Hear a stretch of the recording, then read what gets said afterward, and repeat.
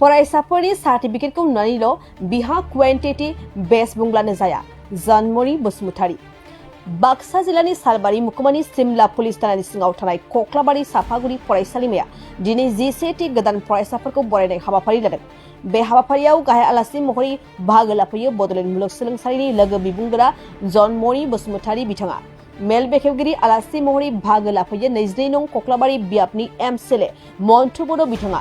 मख'जाथावदि बे हाबाफारिया फुंबिलिनि समनि फरायसालिमानि फिरफिला बिर होनाय हाबाफारिजों मेहेरगोनाङै जानानै थाङो। फिरफिलाखौ बिरहोयो कक्लाबारि साफागुरि फरायसालिमानिनो गारायं जौस्रां बर' बिथाङा।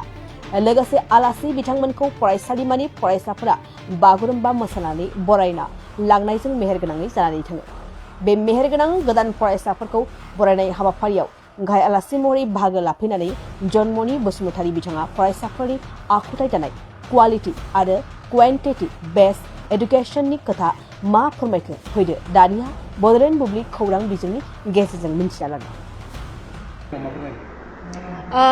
बे मोनसे बिराद आंनि थाखाय गोजोननाय बाथ्रा and I am very happy and very thrilled to be like here in this 11th freshman social day आवहाय फैनानै आं जोबोर गोजोननाय मोनदों। आंखौ बे कलेजनिफ्राय चिफ गेस्ट हिसाबै लेंहरदोंमोन आरो दिनैनि बे सानखौ फालिनायावहाय गथ'फोरजों इन्टारेक्शन खालामनो, स्टुडेन्टफोरजों रायज्लायनो, सावरायनो आरो to share our thoughts and to motivate each other like आं बे अपरचुनिटिखौ मोननायखाय एज ए फोरोंगिरि स्टुडेन्टखौ जेब्लायबो जोङो मोजां मोनखायो आरो अनखायो आरो स्टुडेन्टखौ जुदि जों मोजां लामा देखायनो हायोब्ला अब्लासो जोंनि फोरोंगिरि जानायनि गुबै थांखियानो जाफुङो। स' बिनिखाय बे प्रग्रामाव फैनानै अबभियासलि आं मोजां मोनगोन आरो मोजां मोननायनि गोबां जाहोन दङ। बेयो बे मोनसे जाहोन गथ'फोरखौ स्टुडेन्टफोरखौ लोगो मोनगोन। नैथियावनो जाहोना जाबाय बे कलेजनि प्रिन्सिपाला जोंनि बड'लेण्ड इउनिभार्सिटिनिफ्रायनो आंनि गावनि डिपार्टमेन्टनिफ्रायनो दङ आरो जोंना इंलिसाव, इक'नमिक्सआव आरो गुबुन गुबुन बिफानफोराव बड'लेण्ड इउनिभार्सिटिनिफ्राय गोबां बिदि फरायसाफोर दङ। बिथांमोनखौ नुफिननानै आं जोबोर गोजोननाय मोनदों। आथिखालाव जोङो नुनो मोनदों जे बर' फरायसाफ्रा गावनि आखुथाय दानाय जि गियान दानाय थांखि होसोनाय बेवहाय नांथानानै दं होननानै जों गोबां मिथिना मोनदों। बे सोमोन्दै स' सोंलुआथ' मोजाङानो खिन्थु आङो बे सोंलुनि मोनसे मा होनो आङो बेखौ कारेक्सनसो खालामनो नागिरदों। नट अनलि बर' फरायसाफोरनिल' नङा बे समस्याया गुतै कमिउनिटिनि समाजावबो नुनो मोनदों आरो। स' जोङो दायो जुदि यां जेनेरेसन बे प्रब्लेमा दङ खिन्थु प्रब्लेमा अकल जों जुदि फरायसाफोरनो होयोब्ला बेबो गोरोन्थि जागोन। स' बिसोरो आं गाज्रि जानो होननानै जायाखै, थासारिखौ साइ जों बिदिनो बानायनानै होदों खोमा, नङा होमबा? अब्लासो बे थासारिखौ मोनाखै खोमा। जों गथ'फोरखौ रायो बिथांमोना गाज्रि जाबाय, जों गथ'फोरखौ रायो बिथांमोना दानि गथ'फ्रा मान होनो रोंला, बे न'आवबो जानो हागौ, नङा होमबा? जेनेबा आं बुंनो सानगोन फांसे बिफां, बे फांसे बिफांखौ देरनो जुदि नों मोजां एनभायरनमेन्ट, दै नांगौ समाव हासार, नांगौ समाव सान्दुं, नांगौ समाव दै बार होनो रोङाखैब्ला बे दंफाङाबो मोजां फिथाइ थायनो रोंनाय नङा। अब्ला जों बुंगोन बे बिफाङा मानो बिदि जाखो, दायाथ' बिफांनाव नङा, आं जोथोन लायैखाय जादों। थ' बिदि जुदि जोङो लालायोब्ला शायद आङो बेखौ अबजार्भ खालामदों जोङो गथ'फोरनि बे गाज्रि जानायनि माबाखौ जोङो दायखौ गथ'फोरनोल' होनो नाजायो। बेनि जाहोनाव जों बुजिदों जों बेखौ इनक्लुजिभ खालामाखै। आनटिल एन्ड आनलेस मोनसे समयसाखौ जुदि जों इनक्लुजिभ नोजोराव नायाब्ला, जथुमा नोजोराव नायाब्ला, बे आंनिबो रेसपन्सिबिलिटि बे गथ'खौ मोजां खालामनाया होननानै नायाब्ला जों आसि थुलायबाय थाब्ला बे मालाबाबो समाधान जानाय नङा। स' बिनिखायनो आं सानो जोंनि समाजारि आयदायावबो जोंनि समाजावबो बेफोरो लेकिंफोरा दङ खोमा, जोंनि न'खरावबो दङ खोमा। जों न'निफ्राय फैनांगोन। आब्दुल कालामाथ' बिराद मोनसे मोजां खोथा बुंदोंमोन जेब्ला कारापसननि खोथाखौ बुंदों। कारापसना हाजारखि नोङो एडमिनिस्ट्रेसननि गोरानिख्रुइ गोरा ल' आयेन बानाया मानो, नों जुदि न'खरनिफ्राय बे सासे साख्रि मावनाय मानसिया, बे सासे मानसिया जुदि कारापसन फ्रि माइन्डजों फैयाब्ला बियो साख्रि मावनानै मालाबाबो बै ल'खौबो मानिनाय नङा। द्याट मिन्स नों न'निफ्राय सेभ खालामनांगोन बे खोथाखौ होनदों। आरो जोंना महात्मा गान्धी, जवाहरलाल नेहरूमोन बायदि बेक्तियाबो गिदिर गेदेमा मानसिफ्राबो सोलोंथाइनि खोथाखौ होनदों।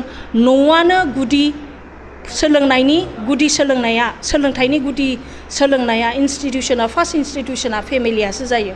स' आं सानोखि बे गथ'फोरनि बिदि जानाया टाइमजों सोलायदों, जोंना जेनेरेशना सोलायबाय, जोंना टाइमा सोलायबाय, एनभायरनमेन्टआ सोलायबाय।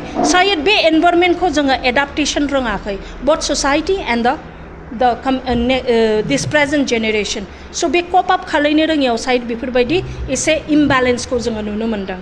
Even in character, even in morality, even in education, even in learning, in every sector. So that's what I will feel. Means my experience says. जोङो आथिखालाव जों नुनो मोनदों जों दा गोग्गो सोलोंथाइ पियर इडुकेसननि थाखाय जोङो नांथाबबाय दं. बे बेलायाव आगुनि जि इडुकेसननि सिस्टेम आरो आथिखालनि जे पियर इडुकेसननि सिस्टेमनि खोथा बुंबाय दं बे समाव नोंथाङा मा बुङो? There is many reasons. मानो होनबा बे क्वालिटी इडुकेसननि खोथा बुंदोंथ' नोङो. स' रिजोना मोनसेल' नङा, गोबां रिजन दङ. स' बिनि जाहोनाव आं सानो क्वालिटी इडुकेसन गोदोना क्वालिटी दङमोन, दाना क्वान्टिटिखौ लुगैयो. स' दाना जुगा ओरैबायदि सोलायबोबाय, नोङो जुदि क्वान्टिटिखौबो नोङो जुदि पारामिटारखौ नों सेट खालामाबा बा क्वान्टिटी इडुकेसनखौबो नों गोसो होआब्ला जों मालायजों कम्पिट खालामनोबो हाया. स' जोंनो क्वान्टिटी इडुकेसनखौबो जोंनो नांगौ, बाट क्वालिटी इडुकेसननि मरेलिटिखौ जों सेफायनो नाङा.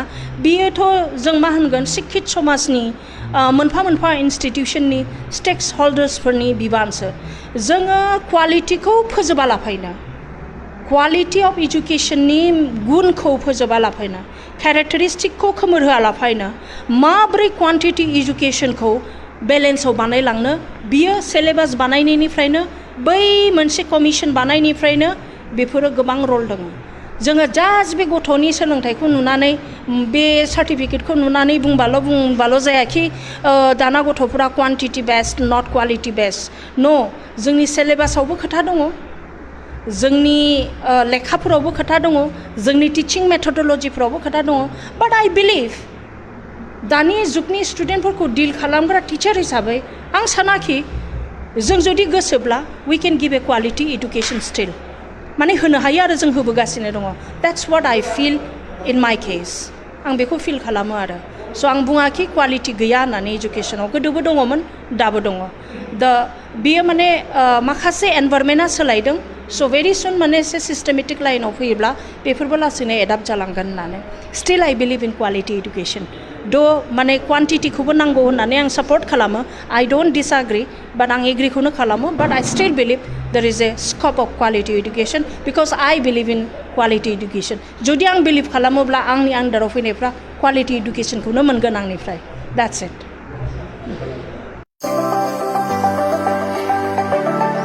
सेरफांगुरियाव बाजाज बाइक लानो गोसो गुदुं सुबुंफोरनि थाखाय गाहाम खौरां.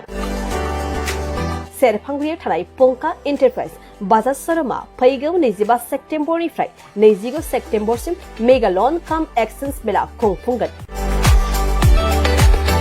बाइगिरि बिथांमोननो आरसि इन्सुरेन्स लाफानानै 10,999 रां बेसेनावनो लवेस्ट डाउन पेमेन्ट होनानै बाइक लानो हागोन आरो 500 रां होग्रोनानै गोसोबायदि बाइकखौ आवग्रिना दोननो हागोन.